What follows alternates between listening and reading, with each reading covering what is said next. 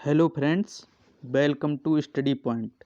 Static GK की series में हम आगे बढ़ते हैं और आज का जो कंटेंट है, आज के जो प्रश्न हैं वो देखते हैं। तो चलिए देखते हैं आज का पहला प्रश्न। तो स्क्रीन पर पहला प्रश्न है कि भरतनाट्यम पारंपरिक रूप से किस प्रकार के संगीत के लिए किया जाता है। तो यानी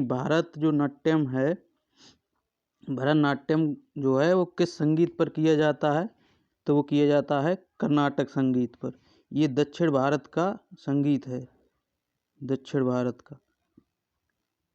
भारत में कर्नाटक, तमिलनाडु, केरल की तरफ ये है। ये आपको बात करें ऑप्शन ए की, तो बार गीत संगीत ये है सत्रिया, जो क्लासिकल डांस है इसमें यह संगीत गाया जाता है, सत्रिया। उसके बाद शास्त्रीय नट संगीत ये मणिपुरी के लिए है। हिंदुस्तानी संगीत ये है कथक के लिए, कथक उत्तर भारत का जो है उसके लिए। तो इतना आपको ये 4 पॉइंट याद रखने हैं। चलते हैं नेक्स्ट क्वेश्चन की तरफ।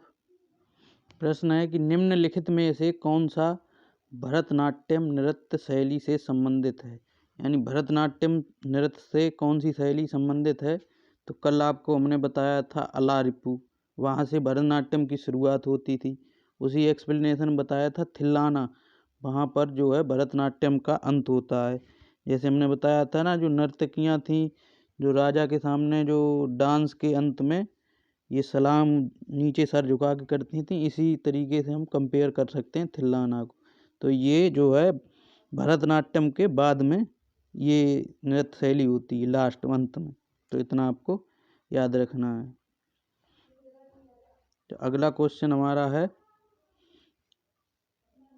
निम्न में से कौन सा ऐसा एक नृत्य है जो भाषण, मायम और शुद्ध नृत्य को जोड़ता है।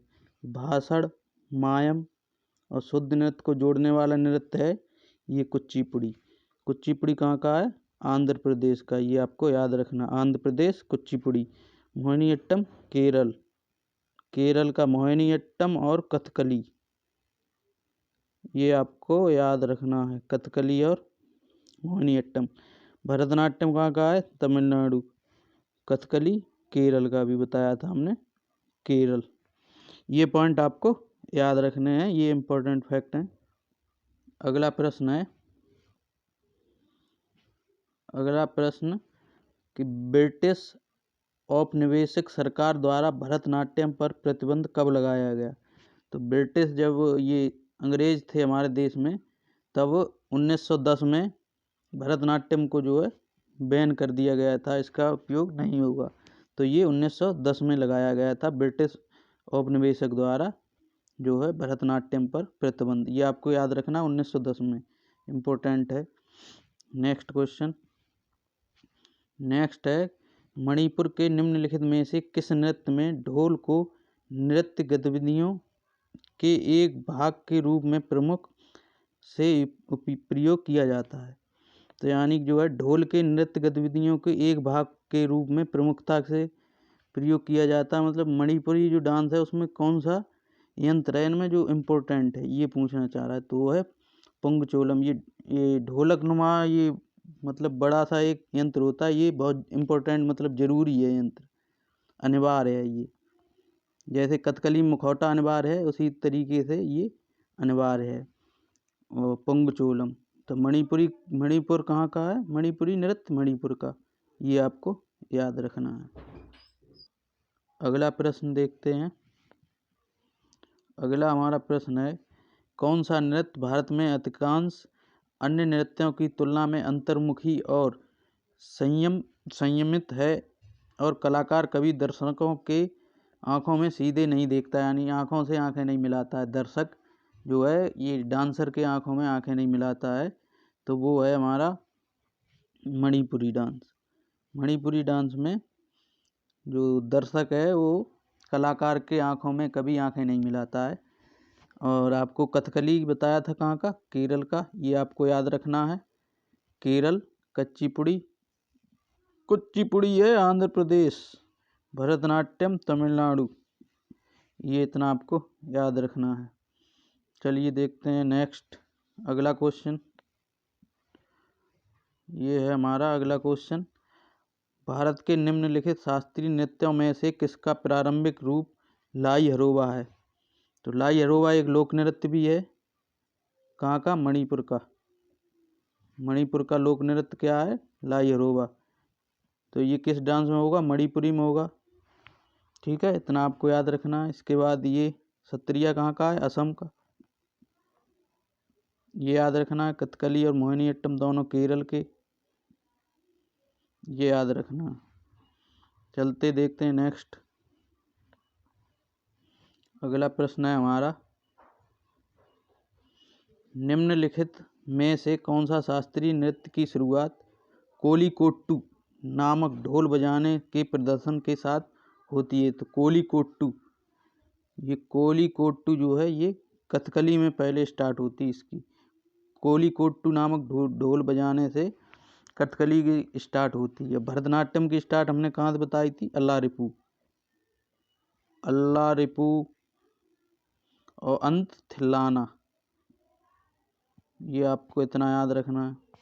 कुचिपुड़ी आंध्र प्रदेश का है। ओडिसी ओडिशा का है। ये याद रखना है। Next question. अगला हमारा क्वेश्चन है, इंद्राणी रहमान का संबंध निम्न में से किस शास्त्रीय नृत्य कला शैली से है? तो इंद्राणी रहमान किससे हैं? उड़ीसा। इंद्राणी रहमान के बारे में एक फैक्ट और आपको याद रखना कि अंतर्राष्ट्रीय ख्याति पर उड़ीसा नृत्य को ले जाने वाली महिला मतलब कलाकार हैं इंद्राणी रहमान। ये आपको याद रखना है। भरतनाट्यम के कलाकार कौन कौन से हैं? भरतनाट्यम के सबसे पहले रुक्मिणी देवी अरुंडेल, ई कृष्ण अय्यर, यामिनी कृष्णमूर्ति, लीला सैमसन, टी बाला सरस्वती, मृणालिनी साराभाई। इतने आपको भरतनाट्यम में याद रखने। उसके बाद कुचिपुड़ी में है आपके राधा रेड्डी, राजा रेड्डी, पदमजा रेड्डी, यामिनी कृष्णमूर्ति, माधवी मुदगल, शोभा नायडू। कथक में आपके जो महाराज हैं बिरजू महाराज, पंडित महाराज, लच्छन महाराज और शोभना नारायण हैं आपकी। ये आपको याद रखने हैं। उसके बाद ओडिसी में आपको याद रखना सोनल मानसिंह, संयुक्ता पानीग्राही, इंद्राणी रहमान, केलुचरण महापात्र। चलो नेक्स्ट क्वेश्चन देखते हैं।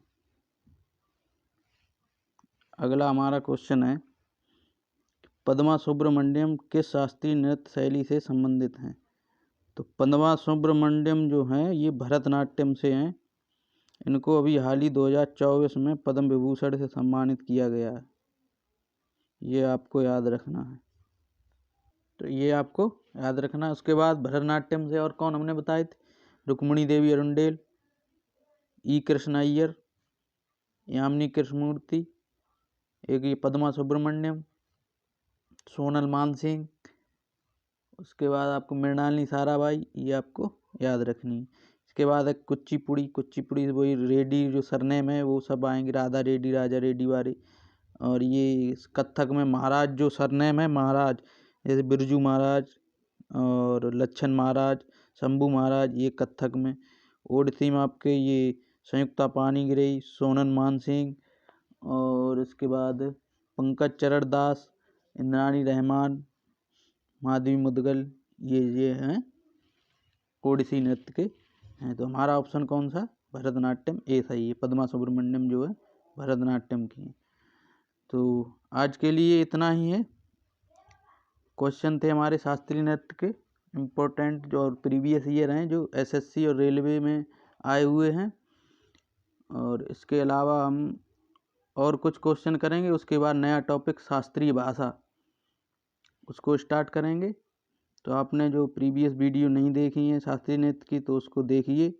और ये वीडियो आपको यदि अच्छी लगे तो शेयर करिए, लाइक करिए और चैनल को सब्सक्राइब करिए। Thank you. जय हिंद, जय भारत।